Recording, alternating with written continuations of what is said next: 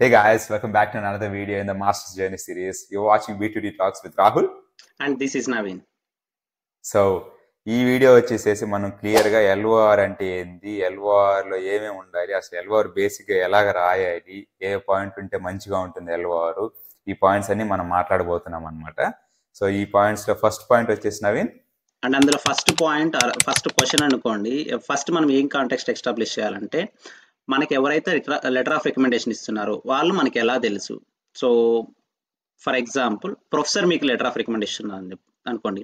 ఆ ప్రొఫెసర్ మీకు ఏదైనా ఒక సబ్జెక్ట్ టీచ్ చేశాడా, లేదంటే మీకు మెంటర్షిప్ చేశాడా సమ్ ప్రాజెక్ట్లో కానీ, ఆర్ఎల్స్ మీకు హెడ్ ఆఫ్ ది డిపార్ట్మెంటా, లేదా డిపార్ట్మెంట్లో ల్యాబ్ ఇంజనీరా, ల్యాబ్ అసిస్టెంటా, లేదా ల్యాబ్ అలా ఆ ప్రొఫెసర్ ఏంటి, ఆ ప్రొఫెసర్తో మీకు ఎలా తెలుసు, అండ్ ఆ ప్రొఫెసర్ ఎప్పటి నుంచి తెలుసు మీకు.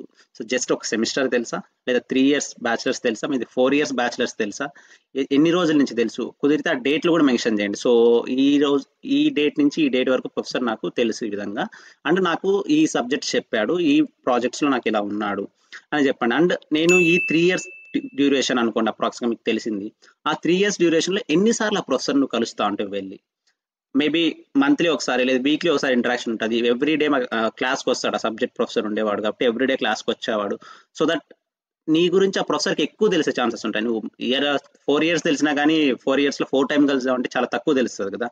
అలా కాకుండా నాకు 2 weeksకి ఒకసారి క్లాస్ ఉండేది, ఒక క్లాస్, లేదా ఎవ్రీ డే ఒక సబ్జెక్ట్ ప్రొఫెసర్ క్లాస్ ఉండేది. సో కలిసేవానంటే ఎక్కువ ఇంటరాక్షన్స్ తెలిస్తే నీ గురించి ఎక్కువ తెలుస్తుంది కాబట్టి నీట్ క్లియర్గా మెన్షన్ చేయొచ్చు. కాబట్టి ఇది క్లియర్గా మెన్షన్ చేయండి. అండ్ సెకండ్ పాయింట్ వచ్చేసి, ఎగ్జాక్ట్లీ, కొంచెం యాడ్ టు దట్ పాయింట్ ఏంటంటే, ఆబ్వియస్లీ అంత ఇంటరాక్షన్ మీద బేస్ అయ్యి ఆ పర్సన్ గురించి ప్రొఫెసర్కి తెలుస్తుంది కాబట్టి చూజ్ చేసుకునేటప్పుడు కూడా ప్రొఫెసర్స్ని మీకు కొద్దిగా ఎక్కువ ఇంటరాక్షన్ ఉన్న వాళ్ళని, మీరు ఎక్కువ కొంచెం డీటెయిల్స్ షేర్ చేసుకున్న వాళ్ళని సెలెక్ట్ చేసుకోండి. సో దట్ మీకు ఆ ఎల్ఓఆర్ అనేది కొంచెం కన్స్ట్రక్టివ్ వేలో ఇవ్వడానికి పాసిబిలిటీ ఉంటుంది అనమాట.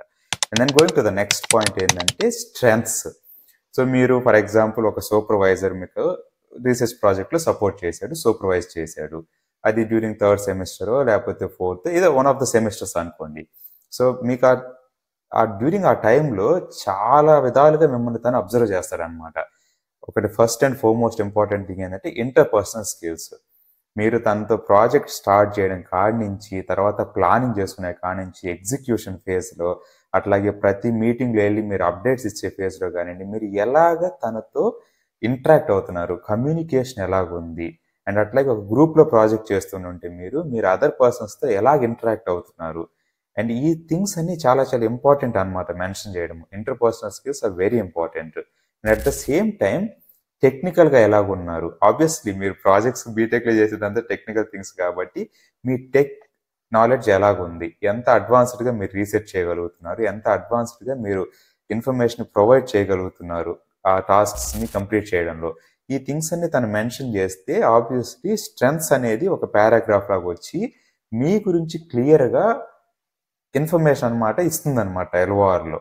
సో ఇది ఒక మెయిన్ పాయింట్గా కన్సిడర్ చేయండి, స్ట్రెంగ్త్స్ గురించి మీకు ఇస్తున్న ఎల్ఓఆర్ పర్సన్ మెన్షన్ చేయడం అనేది. So next point Naveen. Yeah, and strengths అనేవి ఏదో చెప్పారు కదా స్ట్రెంగ్త్స్ అని చెప్పి రాసేయమాకండి సోది రాసినట్టు. ఒక మినిమం 3 to 4 మ్యాక్స్ మీరు నిజంగానే దేంట్లో అయితే మీరు స్ట్రాంగ్ అని ఫీల్ అవుతారో అవి మాత్రం మెన్షన్ చేయండి. అఫ్ కోర్స్ అన్న స్ట్రెంగ్త్స్ చెప్పాడు, స్ట్రెంగ్త్స్ ఉన్నాయంటే మనకి వీక్నెస్లు కూడా పక్కా ఉంటాయి కదా. సో వీక్నెస్లు కూడా రాస్తే ఏదో నెగిటివ్ అవుతుందని ఎప్పుడు ఫీల్ అవ్వకండి. నీకు ఈ వీక్నెస్ ఉంది, ఆ వీక్నెస్ నేను ఈ విధంగా ఓవర్కమ్ చేశానని కానీ ఆ పర్సన్ రాశాడంటే అది ఇంకా హైలైట్ అవుతుంది. బికాస్ నీ వీక్నెస్ ఏంటో నువ్వు తెలుసుకున్నావు, దాన్ని నువ్వు గెట్ ఆన్ అవుతున్నావు. ఇది ఎవరు చెప్పరు కదా, వీక్నెస్ లేదు నాకు వీక్నెస్ లేదంటే ఎవరు 100% ట్రూ ఉండరు. ఫర్ ఎగ్జాంపుల్ అన్న చెప్పినట్టు ప్రాజెక్ట్లోనే ఒక ప్రాజెక్ట్ చేస్తున్నారు మీరు, మెకట్రానిక్స్ ప్రాజెక్ట్ అనుకోండి. అందులో బేసిక్గా ఇనిషియల్గా నీకు టెక్నికల్ నాలెడ్జ్లో నీకు ఓన్లీ ప్రోగ్రామింగ్ సైడ్ వచ్చు. నువ్వు సిస్టమ్ ఎలా వర్క్ అవుతుంది, ఆ mechatronics mechanical stuff, electrical stuff నీకు ఏమంత అసలు అర్థం అవ్వట్లేదు. నీకు ఇనిషియల్గా నెగిటివ్ వీక్నెస్ అనేది ఉంది, నీకు టెక్నికల్గా నాలెడ్జ్ అనేది తక్కువ ఉందండి దాంట్లో. నువ్వు ఎలా రేపు నీ టీమ్ మెంబర్స్లో ఎవరికైతే స్ట్రాంగ్ ఉన్నారో మెకానికల్ కానీ ఎలక్ట్రికల్ కానీ వాళ్ళతో కమ్యూనికేట్ చేసి ఆ సబ్జెక్ట్స్ మీద కొద్దిగా ఎక్కువ టైం స్పెండ్ చేసి దాని నాలెడ్జ్ చేసుకొని నువ్వు మంచిగా నేర్చుకొని ఓవర్కమ్ చేసినావు. అలా ఒక 2 to 3 వీక్నెస్లు కూడా మెన్షన్ చేసి ఎక్స్ప్లెయిన్ చేయండి. ఇవి నా వీక్నెస్లు, నేను ఇలా ఓవర్కమ్ అయ్యాని క్లియర్గా ఒక ఎగ్జాంపుల్తో ఎక్స్ప్లెయిన్ చేయండి. స్ట్రెంగ్త్స్ ఏ విధంగా అన్న చెప్పినట్టు రాశారు, వీక్నెస్లు కూడా రాయడం చాలా ఇంపార్టెంట్. స్ట్రెంగ్త్స్ ఏ ఉంటాయి, వీక్నెస్లు లేవంటే వాడు మనిషే కాదని నేను చెప్తాను. సో వీక్నెస్లు కూడా మెన్షన్ చేయండి, అది it's not at all wrong. వీక్నెస్లు ఉండడం నార్మల్ అందరికైనా కానీ. అండ్ నెక్స్ట్ పాయింట్ వచ్చి నెక్స్ట్ పాయింట్ వచ్చేసేసి కన్స్ట్రక్టివ్ క్రిటిసిజంకి ఎలాగ రెస్పాన్స్ ఉంది పర్సన్ నుంచి అనేది అనమాట. సో బేసిక్గా ప్రీవియస్ పాయింట్ నవీన్ చెప్పినట్టు ఆబ్వియస్లీ ఖచ్చితంగా ఏదో ఒక కార్నర్ నుంచి ఇంప్రూవ్మెంట్ అనేది ఖచ్చితంగా చేసుకోవాల్సి ఉంటుంది ఒక స్టూడెంట్, ఏదైతే ఇంటర్పర్సనల్గా కానివ్వండి, టెక్నికల్గా కానివ్వండి, మేబీ ఎనీ అదర్ పాయింట్ కానీ. సో ఇవి ఫీడ్బ్యాక్ రూపంలో సూపర్వైజర్ మనకి ఖచ్చితంగా చెప్తారు. అండ్ బేసిక్గా that is how the interaction should be అనమాట. సో అలాగే చెప్పినప్పుడు ఎప్పుడైనా కానివ్వండి నెగిటివ్గా తీసుకోవడం అనేది ఇట్స్ ఎ ఫండమెంటల్ థింగ్ అనమాట, స్టూడెంట్ కానీ ఎవరైనా చేసేది. కానీ అలాగ తీసుకోకుండా ఆబ్వియస్లీ ఫీడ్బ్యాక్ కనుక మనం బెటర్ అవ్వడానికి ఉపయోగపడుతుందని తెలిసినప్పుడు when it is in that way దాన్ని తీసుకొని మనం దాన్ని we should put it in the right direction అనమాట. దాన్ని ఏ విధంగా యూజ్ చేసుకొని మనం బెటర్ అవ్వాలి. ఇప్పుడు సపోజ్ మనకి ప్రజెంటేషన్ స్కిల్స్ లేవు అని మెన్షన్ చేశారు అనుకోండి, అండ్ దెన్ ఇక్కడ నువ్వు ఇంప్రూవ్ చేసుకోవాలి రాహుల్ అని చెప్పారు అనుకోండి ప్రొఫెసర్, నేను బేసిక్గా ఏం చేస్తాను, దాని గురించి కొద్దిగా రీసెర్చ్ చేసి ఎలా ఇంప్రూవ్ చేసుకోవాలి. Of course during the presentation మనకి ఐ టు ఐ కాంటాక్ట్ ఇవ్వాలి, అండ్ అట్లాగే క్వశ్చన్స్ అడగడానికి పాసిబిలిటీ ఇవ్వాలి, అండ్ వాళ్ళని మనతో ఇంటరాక్ట్ అవ్వడానికి ఛాన్స్ ఇవ్వాలి. సో ఇలాగ కనుక చూసుకున్నామంటే అదే ఇంప్రూవ్మెంట్ అనమాట. అండ్ దెన్ ఈ వేళ మనం క్రిటిసిజంని బేసిక్గా కన్స్ట్రక్టివ్ వేలో తీసుకున్నట్టు అండ్ దెన్ ఇంప్రూవ్ చేసుకున్నట్లు. సో ఇది బేసిక్గా చాలా చాలా మంచి గుడ్ ఫీల్ ఇస్తుంది అనమాట క్యాండిడేట్ గురించి. So next point Naveen. Next వచ్చేసి మనం సేమ్ అన్న చెప్పినట్టుగా ఒక ప్రజెంటేషన్ అనుకోండి, లేదా ఒక ఇంటర్వ్యూ ఉంది, లేదంటే ఒక మీటింగ్ ఉంది. ఆ మీటింగ్స్లో మీరు ఎలా ఇంప్రెషన్స్ పెడతారు? ఫర్ ఎగ్జాంపుల్ ఒక ప్రజెంటేషన్ ఉంది, ఆ ప్రజెంటేషన్లో మీరు 4 members ఉన్నారు. నువ్వే మొత్తం నీకు ఆ కాన్సెప్ట్ మొత్తం తెలుసు, ఆ ప్రజెంటేషన్ మొత్తం తెలుసు, నువ్వే తెలిసి చెప్పేయకున్నా అదర్స్కి ఛాన్స్ ఇవ్వడం, సో దట్ మంచి ఫీల్ వస్తుంది. ఇతనికి సబ్జెక్ట్ తెలిసినా కానీ టీంలో ఉన్న వాళ్ళందరినీ ఈక్వల్గా ఫీల్ అయ్యి ఇతను వాళ్ళకు కూడా ఛాన్స్ ఇస్తున్నాడు. ఎవరైనా అటు సైడ్ ఉన్న లిజనర్స్ వాళ్ళకి ఆడియన్స్ క్వశ్చన్స్ అడిగారు అనుకోండి, నాకు తెలుసు నేను చెప్తా అని చెప్పి వెళ్ళకన్నా అదర్స్ కూడా ఛాన్స్ ఇవ్వడం, చెప్పడం. నీకు తెలుసు, అఫ్ కోర్స్ నీకు తెలిసిండొచ్చు, కానీ వెయిట్ చేసి వాళ్ళకి ఛాన్స్ ఇవ్వడం అనేది మంచి ఇంప్రెషన్ ఇస్తుంది. అండ్ ఎవరైనా స్టక్ అవుతున్నప్పుడు అక్కడ టీం మొత్తం రిప్రజెంట్ చేయాలి కాబట్టి నువ్వు ఇనిషియేట్ తీసుకొని మాట్లాడడం, ఇనిషియేట్ తీసుకొని నీకు కాన్ఫిడెంట్గా చెప్పడం, నీకు ఏదైనా మంచిగా ఒక సబ్జెక్ట్ మీద తెలుసు, గ్రిప్ ఉంది, సో నువ్వు షై ఫీల్ అవ్వకన్నా భయపడకుండా దాన్ని ఎక్స్ప్రెస్ చేయడం. డౌట్ ఉంది, షై ఫీల్ అయ్యి గమ్మున కూర్చొని డౌట్ అడిగితే ఏమంటారు ప్రొఫెసర్, ఇప్పుడు ఇది డౌట్ చిన్న డౌట్ ఏమో, సిల్లీ డౌట్ ఏమో అని మనకి చాలా మంది నార్మల్గా చేసేదే ఇది. మనకి ఏదైనా డౌట్ ఉన్నా కానీ అబ్బాయి డౌట్కి ఎట్లా తీసుకుంటారు ఏందో అనేసి ఫీల్ అవుతాం. అలా ఫీల్ అవ్వకన్నా షై లేకన్నా క్లియర్గా ఎక్స్ప్రెస్ చేసి అడగడం, తెలుసుకోవడం. సో ఇలాంటివన్నీ మెన్షన్ చేస్తే ఏ విధంగా ఇంప్రెస్ చేస్తాడు పర్సన్ అనేది మనకు అర్థమవుతుంది అనమాట. సో దాన్ని లీడర్షిప్ స్కిల్స్ అనొచ్చు బేసిక్గా.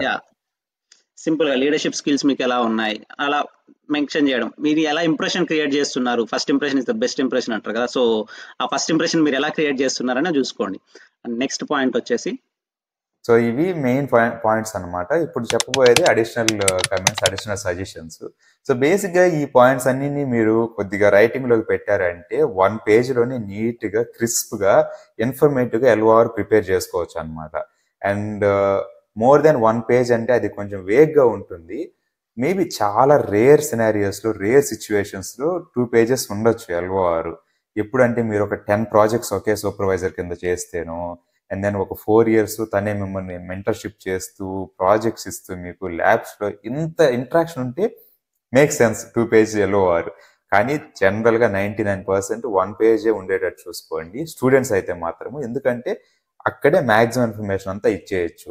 అండ్ పోతే వర్క్ చేస్తున్న వాళ్ళకైతే మీకు మేబీ 2 years మేబీ అంత వర్క్ ఎక్స్పీరియన్స్ కనుక ఉంటే, more than 2 years based on your experience, couple of ప్రాజెక్ట్స్లో పనిచేస్తే ఆబ్వియస్లీ మీ దగ్గర కొన్ని ప్రజెంటేషన్స్ ఇవ్వచ్చు, కొంతమందిని జూనియర్స్ వస్తే వాళ్ళని లీడ్ చేయొచ్చు. ఇలాగ కపుల్ ఆఫ్ సినారియోస్ ఉంటాయి. కాబట్టి మీ సిచ్యువేషన్స్లో సమ్ టైమ్స్ 2 page ఎల్ఓఆర్ అవ్వచ్చు మీ మేనేజర్స్ దగ్గర నుంచి. అలాగా ఎప్పుడైనా కానీ 1 page ఉండేదాన్ని చూసుకోండి క్రిస్ప్గా, లేదంటేనే వెళ్ళండి 2nd pageకి, లేదంటే వద్దండి. అండ్ పోతే ఏంటంటే బేసిక్గా ఎల్ఓఆర్స్ మినిమం 2 ఉండేటట్టు చూసుకోండి. వర్క్ చేస్తుంటే ఒకటి మేనేజర్ దగ్గర నుంచి, ఒకటి మీ బాగా ఇంటరాక్షన్ ఉన్న ప్రొఫెసర్ దగ్గర నుంచి కానివ్వండి, సూపర్వైజర్ దగ్గర నుంచి కానివ్వండి. స్టూడెంట్స్ అయితే మాత్రము 2 persons దగ్గర నుంచి బాగా ఇంటరాక్షన్ ఉంటూ మిమ్మల్ని సపోర్ట్ చేసిన పీపుల్ ప్రాజెక్ట్స్లోనా లేకపోతే ల్యాబ్స్లో, ఇలాగ ఇంటరాక్షన్ ఏ విధంగా అయితే ఉందో ఎక్కువ ఎవరి దగ్గర ఉంటే వాళ్ళ దగ్గర నుంచి తీసుకోవడానికి ట్రై చేయండి. మినిమం 2, మాక్సిమం 3, అంతకు మించి కూడా అవసరం ఉండదు. మినిమం మాత్రం 2 ఉండేటట్టు చూసుకోండి అనమాట. ఇంకేమైనా ఉన్నాయా పాయింట్స్ నీ దగ్గర నుంచి?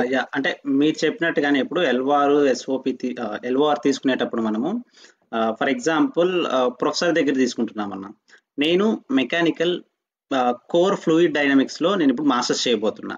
సో ఆ ప్రొఫెసర్ ఫ్లూయిడ్ డైనమిక్స్ మీకు ఎవరైతే బ్యాచిలర్స్ చెప్పింటారో ఆ ప్రొఫెసర్ దగ్గర తీసుకోండి. ఆ ప్రొఫెసర్ కి స్పెషలైజేషన్ ఉన్న ప్రొఫెసర్ తీసుకోండి. అండ్ ఇంకొకటి పిహెచ్డి ఉన్న ప్రొఫెసర్స్ దగ్గర ప్రిఫర్ చేయండి. ఎంటెక్ ఉన్న ప్రొఫెసర్స్ కంటే పిహెచ్డి ఉన్న ప్రొఫెసర్స్ దగ్గర ప్రిఫర్ చేయండి. స్పెషలైజేషన్ మీరు మాస్టర్స్ దేంట్లో అయితే చేయబోతున్నారో దాంట్లో స్పెషలైజేషన్ ఉన్న ప్రొఫెసర్ దగ్గర తీసుకోవడానికి చేయండి. ఇవన్నీ అడిషనల్ గా జస్ట్ వాల్యూ యాడ్ ఆన్ చేస్తాయి. ఇట్స్ నాట్ ఇవే చేయాలి అని కాదు, అడిషనల్ వాల్యూ యాడ్ ఆన్ చేస్తాయి. సో ఇవైతే కన్సిడర్ చేస్తాయి. ఐ థింక్ ఇవన్నీ ఫాలో అయ్యి క్లియర్ గా ఒక ఎల్ఓఆర్ ప్రిపేర్ చేశారంటే కన్నా, ఈ క్వశ్చన్స్ కి ఆన్సర్స్ ప్రిపేర్ చేశారంటే ఆన్సర్స్ నుంచి పర్ఫెక్ట్ ఎల్ఓఆర్ ప్రిపేర్ చేయొచ్చు. ఆ ఎల్ఓఆర్ ప్రిపరేషన్ కి మీ యూనివర్సిటీలో ఉన్నటువంటి student counselling, like for abroad education students counselling కోసం ఒక కమిటీ ఉంటుంది, మా దాంట్లో అయితే ఉంది. సో అలా వాళ్ళ హెల్ప్ తీసుకున్నారంటే ప్రాపర్ గా మేనేజ్ చేస్తుంది ఆన్సర్లతో పాటు. So I think that's it for this video.